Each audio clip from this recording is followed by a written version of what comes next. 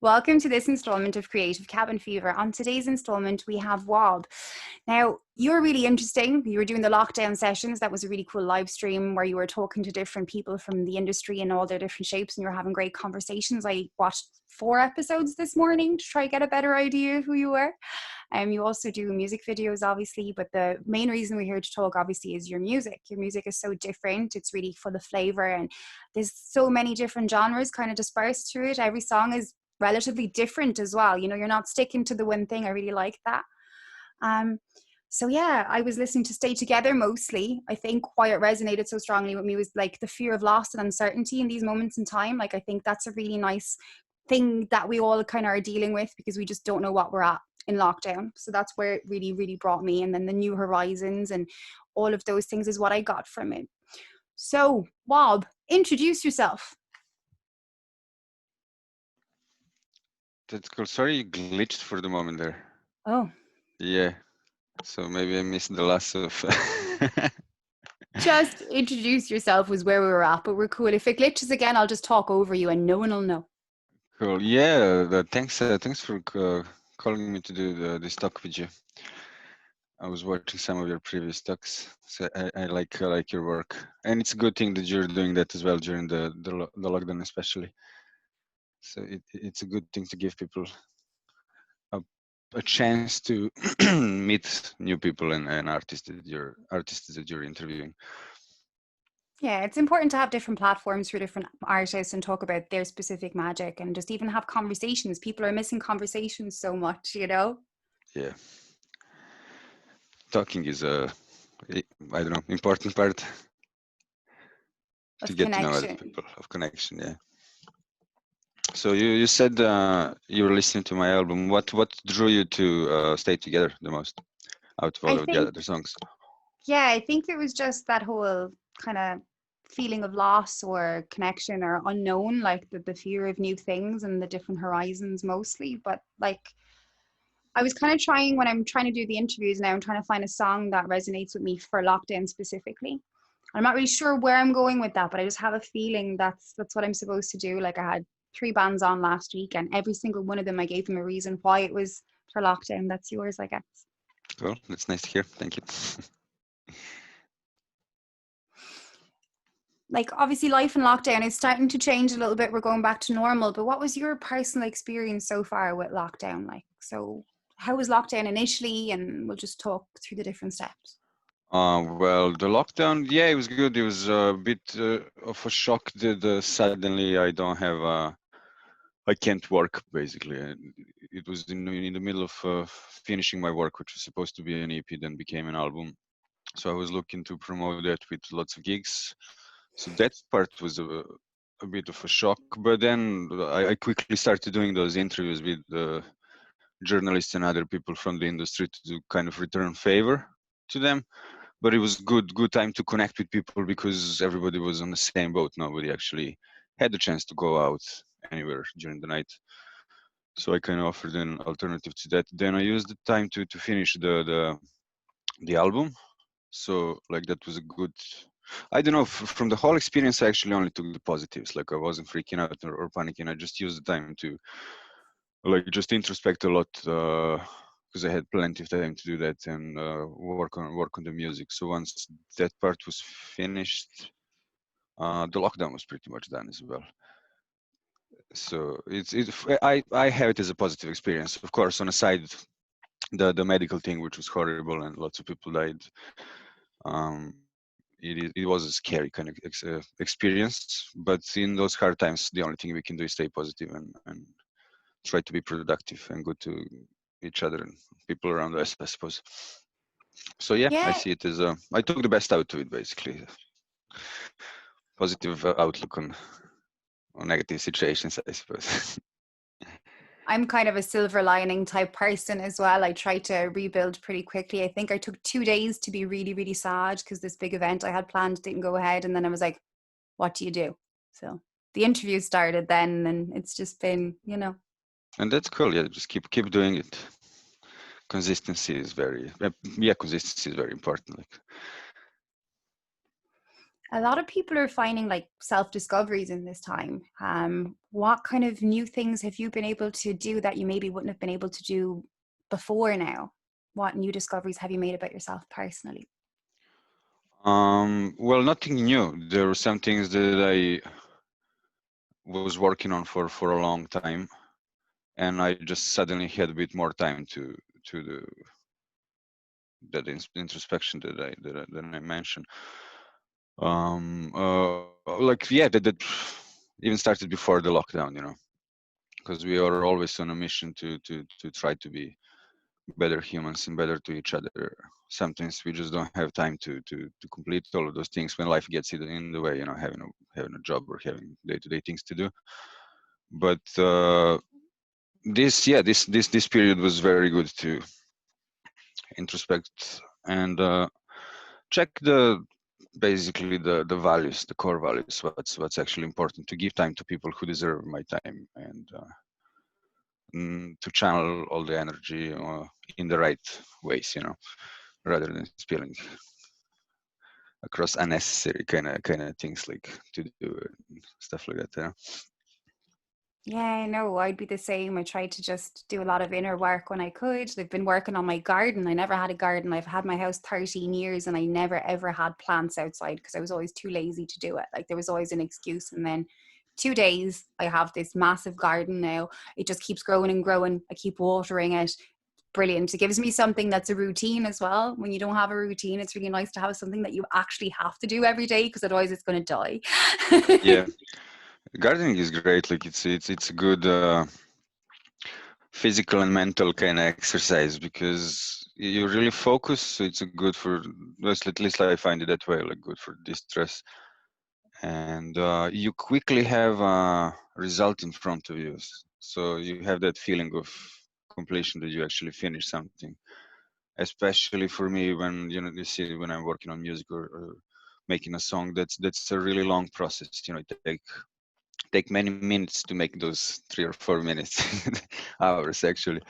So you will see a result one day, but it takes time to complete the song. So gardening, yeah, you just sit in one afternoon, you can sit, make yourself a coffee and look at beautiful work you just completed. So it's a good and rewarding thing. I was doing like lots of gardening now when the summer started as well. Yeah, I think loads of people turned into like gardeners overnight. You know what I mean? It was just really interesting. I see the garden centres were delighted. Oh yeah, unless you hurt yourself like Brian May did while gardening, but I have yet to have an injury. I did have to get my whole roof redone, though. That was a bit of a process. I was kind of kicked out of my house for 5 days last week because my whole roof had to be taken off because there was a leak. That was interesting. did you get fixed? Yes. Very good. I really like your chair. What's is that your chair? Those two? Yeah, it's a chair. Yeah. My grandmother Audrey, she used to love antiques, and she brought me to an auction, and I fell in love with this chair. I think I was 16 years old, and she bought it for me at this auction. I love it. It's really Um, cool. yeah, Oh, nice. Looks like a temple. yeah. It's from India, I believe. It's But very nice. thank you.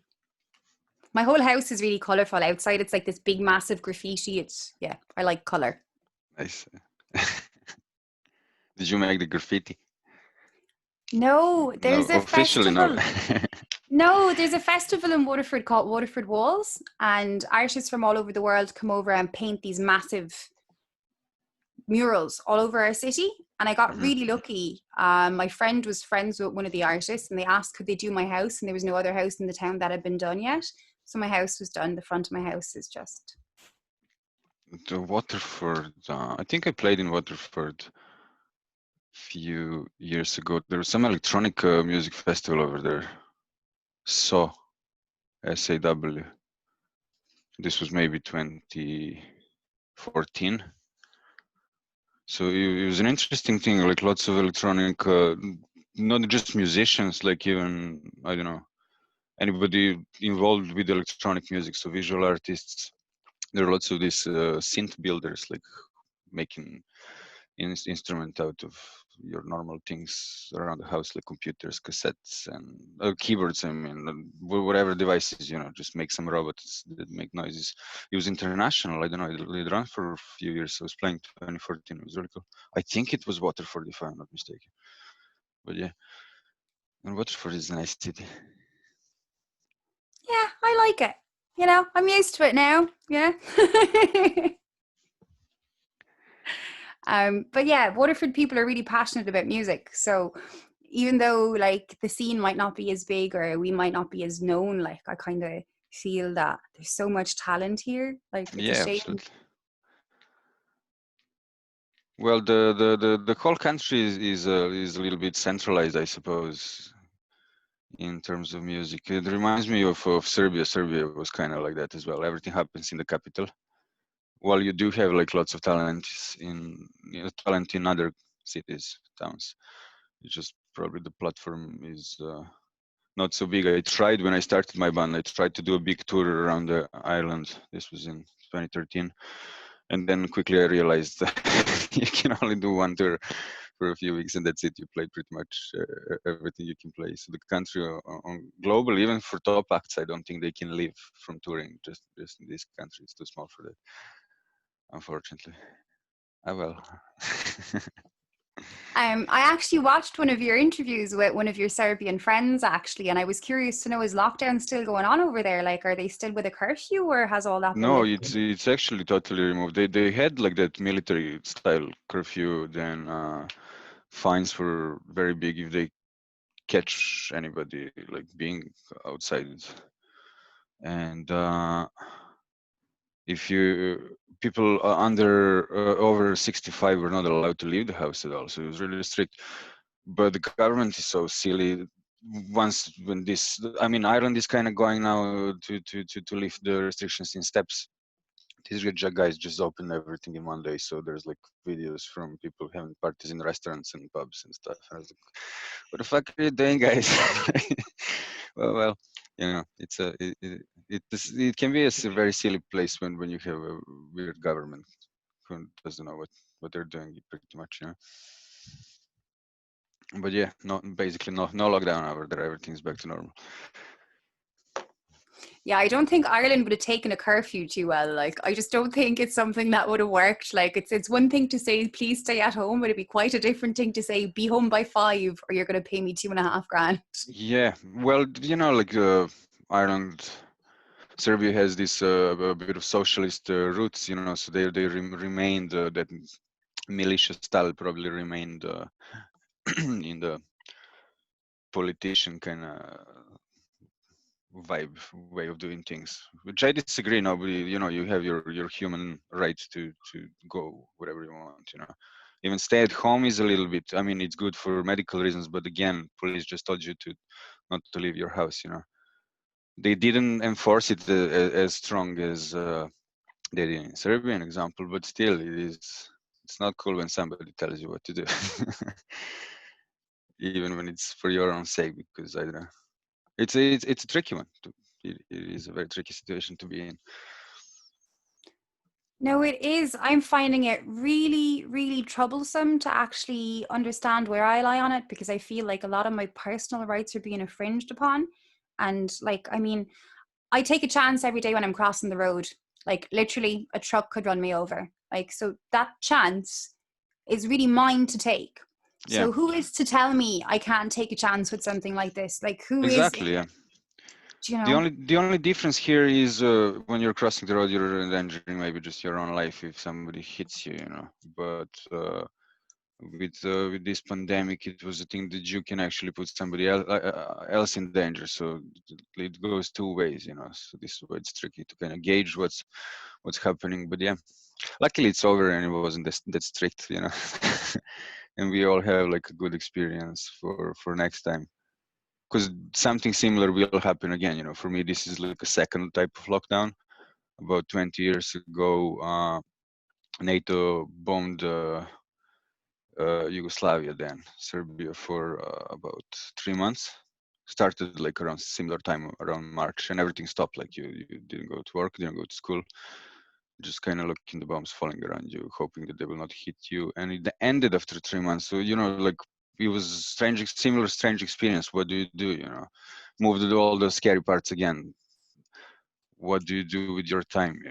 So once you go through that situation, it makes you a bit more used to those situations and makes you a bit more resilient.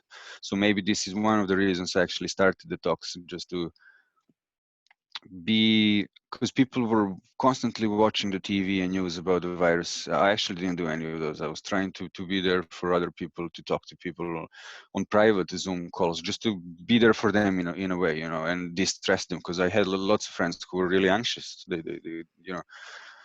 didn't know what to do with themselves. Some of them couldn't see their parents because they were afraid to maybe potentially pass the virus on to them. So I tried to use that my experience of what I've been through. It helped me be calm and maybe offer some sort of help, and just to listen to people whoever needed a bit of time. So yeah, those situations do make you more resilient, and I'm pretty sure all of us who've been through this situation now, we will have a good experience when something happens again. And something will happen, not necessarily scary, but things go in cycles, like good and bad things, I suppose. Yeah, no, my goodness, that definitely sounds like a funny 20-year cycle. Like I Yeah, it actually just ended like 2 days ago, was the anniversary kind of day. I kind of felt low the whole day, to be honest. And then I was like, "What's wrong?" And then I saw like there was a Facebook post somebody just posted, kind of, it's today is the day, and I was like, okay, so probably somewhere in the back of my mind is still there. And after that, I felt good. This is why I'm attaching it to that maybe I actually subconsciously was aware that I just came out from a second lockdown.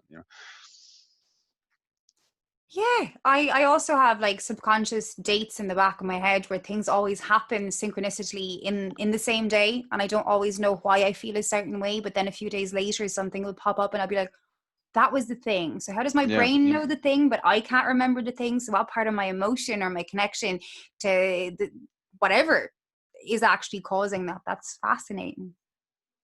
yeah.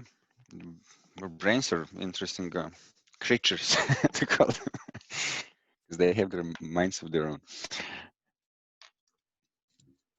With regards to your mind, a lot of people have been actually realizing that there's changes to their creativity. Has there been any change to your particular creativity and maybe how you do things now that you're in lockdown before that you did differently before, or anything that you've noticed about your own self and creation?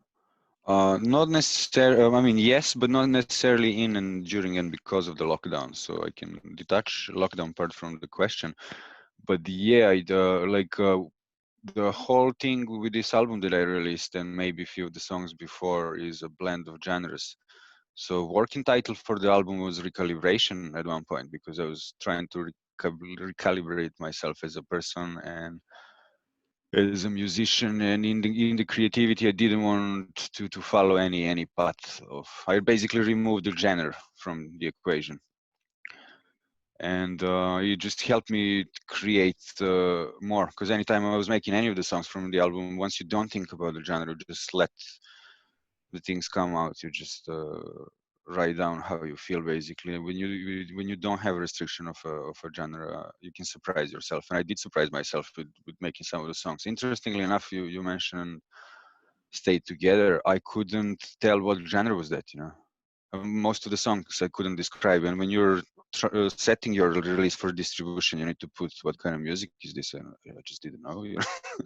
So I started trying to kind of use some software to find similar songs, or maybe talk to people. So some of them told me that it reminded them of Night Call, Kavinsky. And I was Mm-hmm. like, okay, it's not the same. It kind of has the similar vibe, and only then I figured out that actually that's actually synthwave, so it has some similarity with synthwave. I didn't even know I was making synthwave at the time. So it's interesting. You won't believe this, but as part of my notes, like I always try find parallels to songs. So like Uh-huh. my parallel for that was Alex Clare, Never Let You Go. So like to me, that's really like resonant with that song, not only like Yeah. vocally and lyrically, but also the sound quality and kind of the genreless genre. Like, so Uh-huh. I really, really admire Alex Clark and the way he always is completely reinventing, and that's what it had reminded me of. So that's weird. Yeah, I actually never listened to that. I'm gonna take a note and have a listen after. Very curious to see the connection. But it's interesting, you know. Every person has like a totally personal and subjective experience of any piece of art. All of us can totally differently get something like in a totally different way. Like the same song can sound totally different to five people. It's going to be like five different experiences. So that's a cool thing. But yeah, back to your previous question, I did. That was one of the changes that I didn't want to. I was basically wanted to give myself room to experiment with genres a little bit more, and maybe just explore and see what happens with no intention, basically. You know? No hoping for the end goal or any outcome. It doesn't matter. Just it's part of a play. It's creative process, you know. Because it's very easy as a musician because all of the marketing thing to get lost in a material world, to get lost into numbers, to start thinking about the numbers and plays and all of that, and then subconsciously you're gonna start changing your songs, you know, because the industry did change.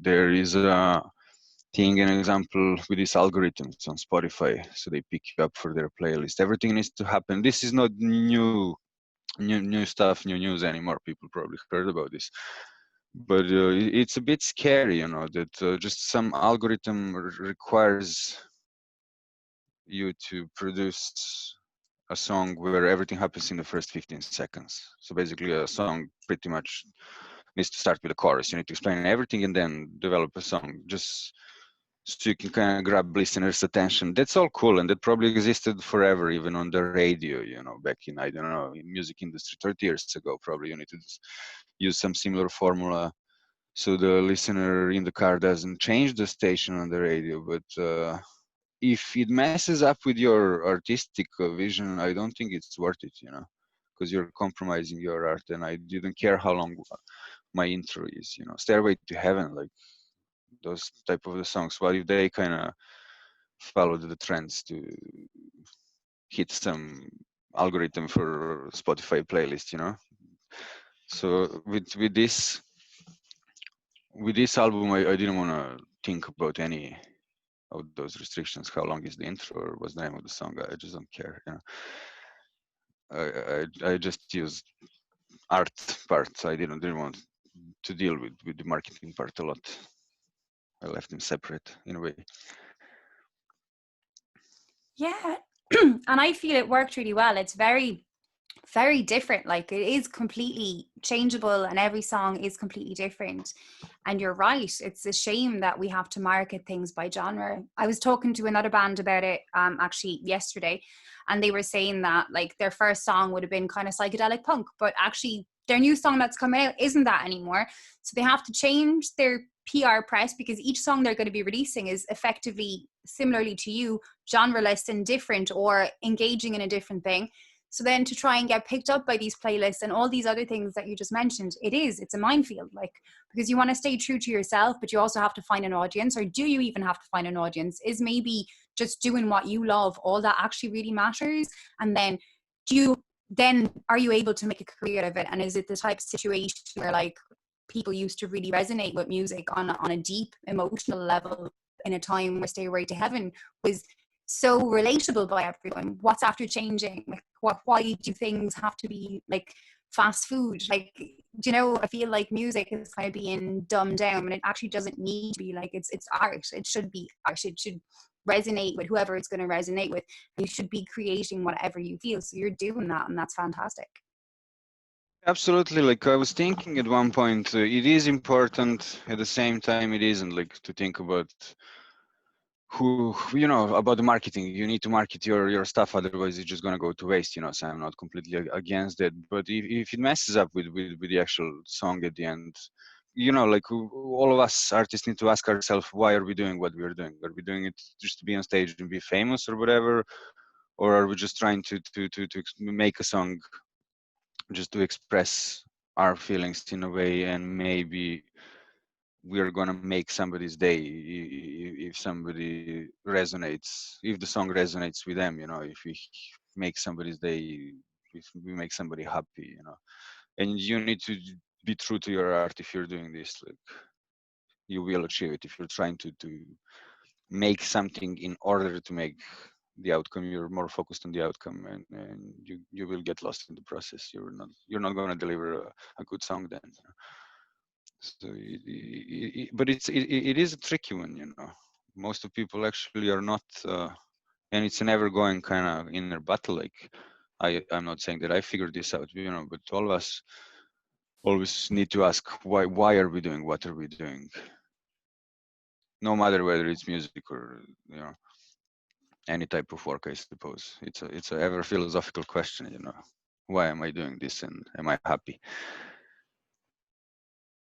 Yeah, So no, you're right. so with this, you know, like, I can release the thing. Unfortunately, I can't play music now. There's plenty of things that I can do about promoting it, so I'm working on that a little bit. But then I'm just, I don't know. It's using the time, I suppose, to replenish the energy, and be able to create something again. But I don't want to force it as well, you know. I just released an album. I don't want to start making new stuff right away. It's going to be mass production. I'm probably just going to refocus now back on the album, maybe release some videos, and kind of try to present those songs again, just in a different form. So it's going to be a music video now. So it's an extra fourth or fifth layer to the same story. So maybe the rest of the year I'm just going to spend time doing that. But again, carefully, being very careful, how am I doing it, and what message am I sending across. Yeah, that's really interesting. A few people were saying, you know, like they weren't sure whether they were going to release in lockdown or not, you know. And then while all these things were already there to be released, they were also feeling guilty for having these new ideas that they wanted to create, because they felt like they hadn't given birth to the last creations properly yet. So they were doing Yeah, them a disfavor, you know. So that's interesting. it's a tricky one, you know. Like, I'm okay. I was thinking, should I release in lockdown? I had like a release plan basically sorted out end of last year, that it would be then. I was supposed to do it maybe a month earlier, but I had some delays with the artwork, with photography, because I was having like a few negotiations with different people, so that delayed, I think, a little bit.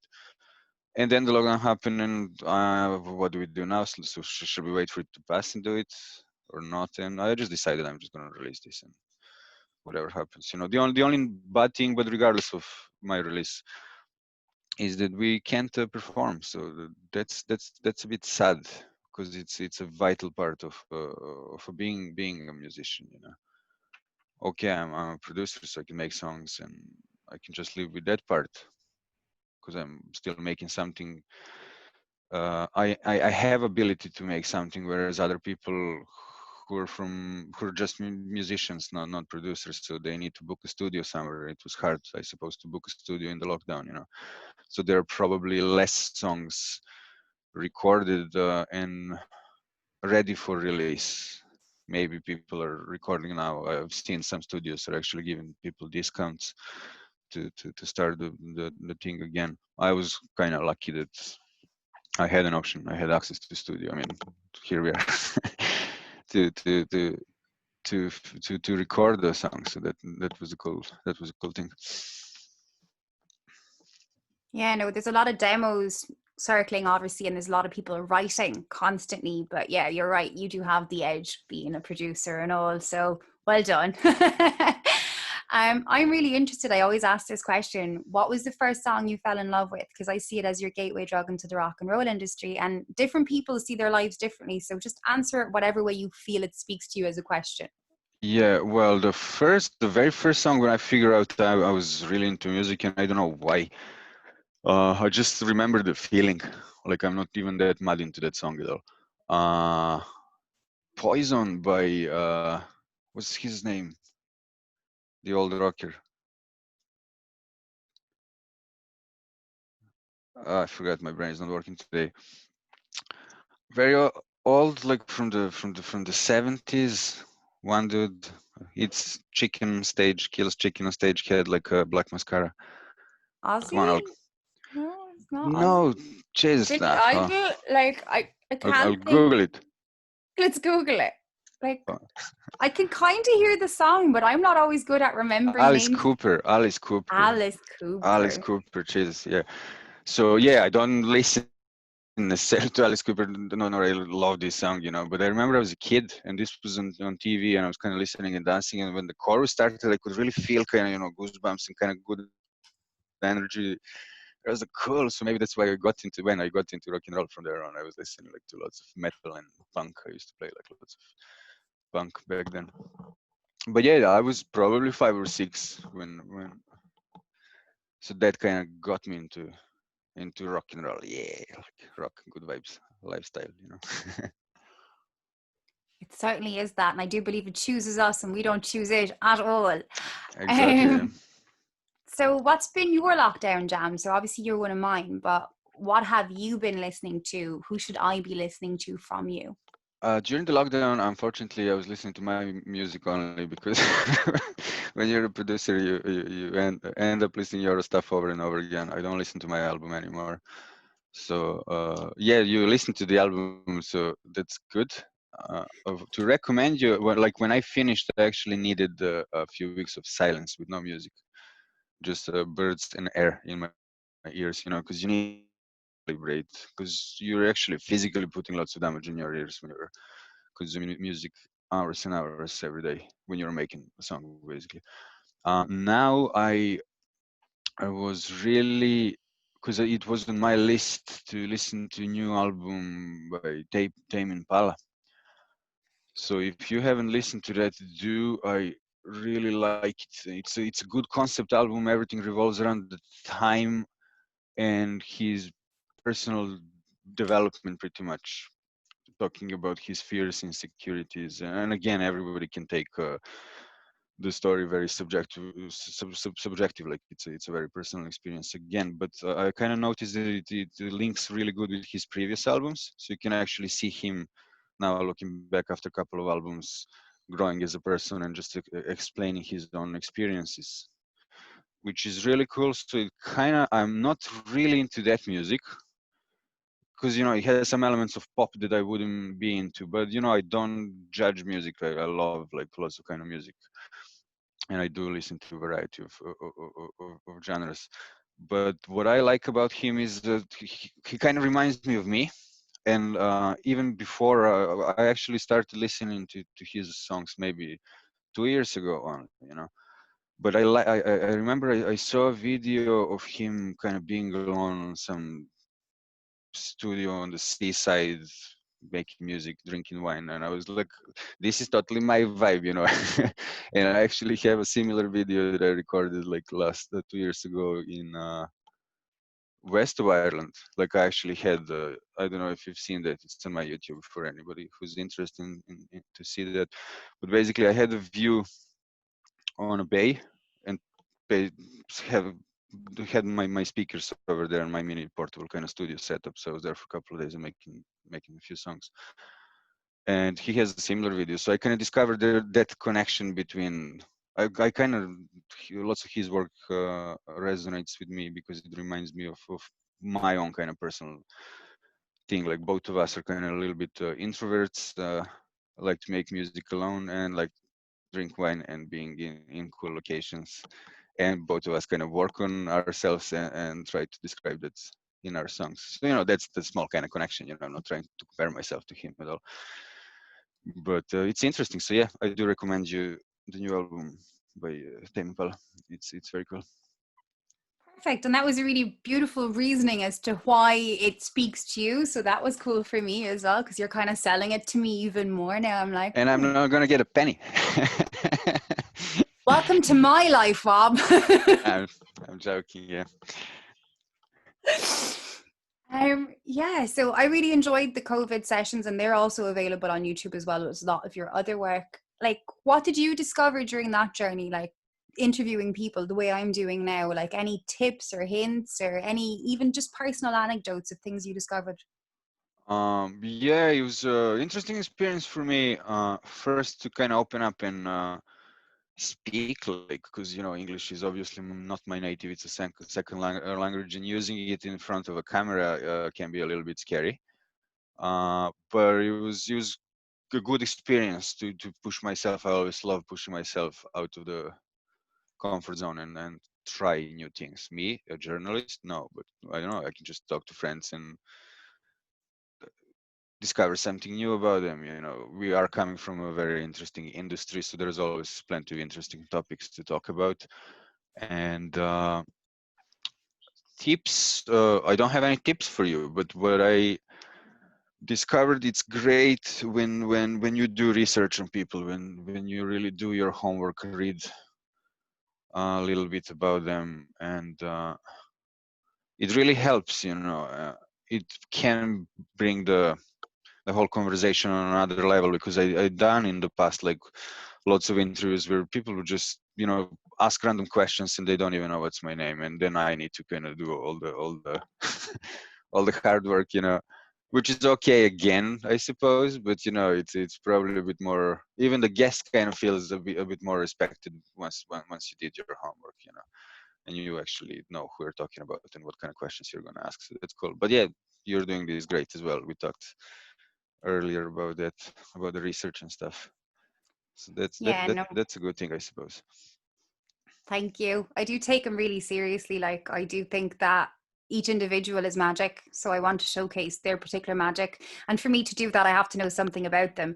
I mean, it's always going to be me discovering the person for myself as well. So, but Yeah. unless I have like points, like, ooh, we could talk about like, I'm not going to just have 15 questions that are just there. Like, that's pointless. That's wasting my time, and it's wasting yours. I really want to be able to have a conversation, because people are missing conversation. Like, things are starting to go back, but in our industry we're going to be one of the last ones to actually effectively do what we do, so we need there to be different platforms. So I'm taking this super fucking serious, like. And yeah, you should, and just keep doing what you're doing. You're doing great work, and what I discovered, consistency is the key. Like when I was doing my lockdown sessions, I really wanted to do them every day. It's just at one point I stopped because I don't want to go. I didn't want to go that route. I don't want to become a journalist, and it started like taking lots of my time, which I didn't regret at all. It was a great experience, but I needed to refocus back on music. It's so easy to get distracted by a squirrel, and then you stop making music and start chasing squirrels, so it's very hard to stay on the mission, and staying on the mission is kind of one of many themes in my album as well, how to basically get back home in a way, how to stay on your mission and your purpose, and all other temptations and distractions that you get, they can only take you away from the goal that you're working so far to achieve, so hard to achieve. So maybe that's one of the layer on my album as well, and this was the thing again. Okay, I'm doing these interviews, but should I put more effort into this? I'm good at it, I'm enjoying it, but no, it's just distracting me from my actually original mission. I need to finish this album, so how about I do that? So this is one of the reasons I stopped doing that, but I really loved them. I enjoyed talking to all the people I did. I think I did around 9 or 10 every, each was about an hour, so that's around 10 hours talking to people. It's a lot. You probably have more hours, but I think I'm at like over 50 now. yeah, that's great. Like 50 hours talking, like quality talk with people. That's amazing. It's equivalent to reading a book. It's way better than flicking Facebook and watching some silly videos on YouTube. It's 50 hours well spent. Yeah, it's like every time like I start questioning myself, I'm like, what am I doing? Then I'm like, no, I really enjoy this. Why would I stop? And then people will message me and they'll be like, I'd love to do an interview. And then I research them. I'm like, okay, you are someone I want to talk to. Okay, let's do that. And then it just keeps going. Like I did take 2 days off this week. I think I've taken 7 days off, like, because I have a son and he's 4 and I have him like half the week and then his dad has him the other half. So now I don't do the interviews when he's here anymore. Because at one point I was doing one a day like you. I started off that way. I was like, okay, content. And then I was like, no, 3 a week, 2 a week. That is enough or you're going to burn Exactly, yeah. out. Like, You will burn out. Yeah, it's really hard to find people with that pace as well. You know, I mean, it's doable. You can do it on a daily basis, but you're gonna run out of resources. I suppose, like people to talk to, because there's finite amount of creative people in the country, so you're gonna start repeating yourself after a while. yeah, and I'd get bored of that real fast. We're better doing it that way. Yeah, Obviously, we're all really excited about gigs coming back, even though we're not really sure when that is, and that's, you know, whatever. Tell me about gig memories that really stood out for you. Either gigs that you went to that had nothing to do with you, or your own gigs. You told me about the Waterford Festival, obviously, but anything yeah. else? Well, I played like lots of interesting gigs. When I moved over here, I was working as a session drummer, because I didn't want to start a band of my own yet, because I need to get familiar with the scene. But while I was working as a session drummer with many bands, I played like really cool gigs. I was playing in the Vicar Street opening for presidents of the United States of America, and it was cool. Open for them on a big stage, then after party with them, proper rock and roll style, which was totally new to me. You know, I never experienced that kind of vibe, which is nice kind of to be part of. Then when the parties kind of ended in backstage, one of the guys wanted to explore a little bit of Dublin, so I was his tour guide. So I took him to, I don't know, Bruxelles and a couple bars so he can try Guinness and stuff. And actually, I was new to the country and I was his tour guide. I was maybe here for a year, like something like that. So that's cool. Then I had lots of fun playing in what was the name? Tripod. That place doesn't exist anymore. I had a residency, monthly residency with one band over there. It's really cool when you play big stages, big productions, when there's like a big team around you. So I had like lots of those type of gigs. I was playing TEDx Talk. They were really popular around the time. This was 2012. The way kind of TEDx Talks showed up at one point, and Vice News showed up, you know, like in cycles. So TED was really big thing then. And we had Borgash Theater with 2,000 people who didn't even know that we were going to play, because you normally have talks, you know. And my band came out like for a quick 15-minute set. That was really cool experience. Just being on stage in front of 2,000 people who didn't have a clue that they're going to see a band. Like, what's this? And we actually got them all up, start dancing, and it was really cool. Have nice videos of that. Then what other interesting gigs apart of the usual festivals and stuff? They're all good fun, but you know, uh, any memories? I don't know, just so many gigs. I can't even remember. But I love playing live. It's a very big part of being a musician. Making a song is very important part too. Like it's one part, but it's very kind of loner vibe. You know, when I'm creating a song, it's just me, and this is a chance now to perform a song for somebody else, and then when you see that people are reacting to your music live, that you're actually helping them have fun on a night out, it's totally different level. You know, you actually see the exchange between your music and between you and the audience, basically. So that's a cool vibe. That's the part I'm missing now. You know, I do miss playing gigs, I miss but being at gigs. Like I'm meant to be in a field right now watching the Deftones at Sunstroke. oh Like yeah. pretty much literally now. Like I have waited what 15 years for there to be like rock festival of that caliber in our country again. I was even not going to download this year because I was going to keep it local, even though Bush were playing download. And then it's all. Yeah, that was impressive lineup. I'm in the country for about, I don't know, 13 years maybe. First time I'm seeing like a proper solid lineup on a festival. I wanted to go to that festival as well. Just didn't buy ticket in time, so I can't go now. I got my ticket money back and I bought a steel tongue drum. So Cool. that's how I made the music come to me instead, because I wanted one of those for years as well. I was like, so use the money wisely, like. Mm-hmm. But yeah, I don't know. Everything's just so weird. Like literally, if I'd planned a gig, it would have looked like that in Ireland. I was like, if I'd had the money, they're pretty much all the bands I would have picked. And I was so freaking excited. Like I was manic with excitement. So freaking excited. And then It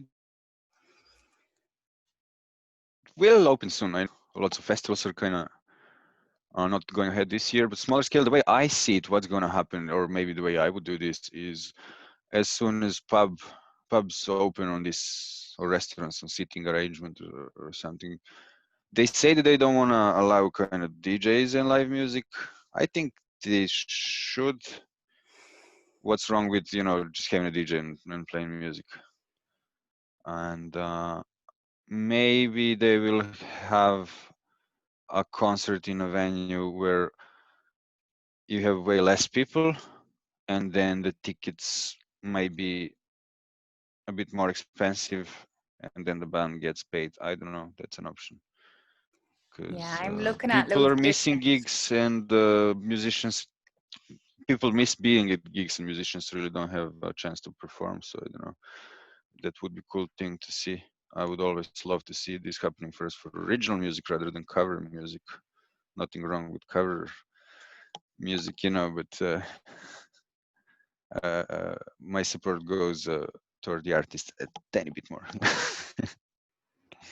I'm the same. I've no problems with it. I really respect it as an art form. I think it's brilliant if you can cover songs of a great variety that appeal to the masses on a constant. And I understand why people go to covers gigs, because they know what they're getting. They're getting their favorite songs, and that's fine. Yeah. But I'm a die hard, give me the originals, support the underground, get the lesser known dog. Like I'll never miss a support act ever. Like I will be one of the first people at a venue so I can see every single person that's there, because if my favorite act is telling me that this is someone I need to watch, chances are there's a really solid reason I'm supposed to be there to see that person, because that person is who they think is fucking ace, which means I'm probably going to think they're ace, and I get the chance to catch them early on their journey and go, I knew them back when.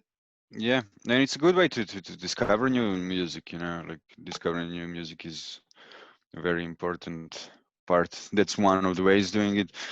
Especially for me, making music, I really need to discover and make time to listen to new music. So I was actually talking to some people now. Also, if you have any cool music, doesn't have to be brand new, just send it my way. I need new music right now, because that's what I'm doing now, working on music videos. But I just listen to lots of stuff that I never had a chance to listen before, feeding my brain information so it can be creative later on when I sit and start making new songs. It is a part of a process again. It's not just releasing music and playing gigs. You need to stop doing things in order to recharge, and recharge is actually part of the process as well. So discovering new bands, yeah, that's a very, very, very important thing, Yeah, especially with these algorithms, which are not really good in my opinion. Like I used to use YouTube, but now they just feed you what you like. Okay, you like this type of thing, here's more of the same. So it's not really good. Word of mouth or going to concerts and just discovering new bands is always a good way to do that.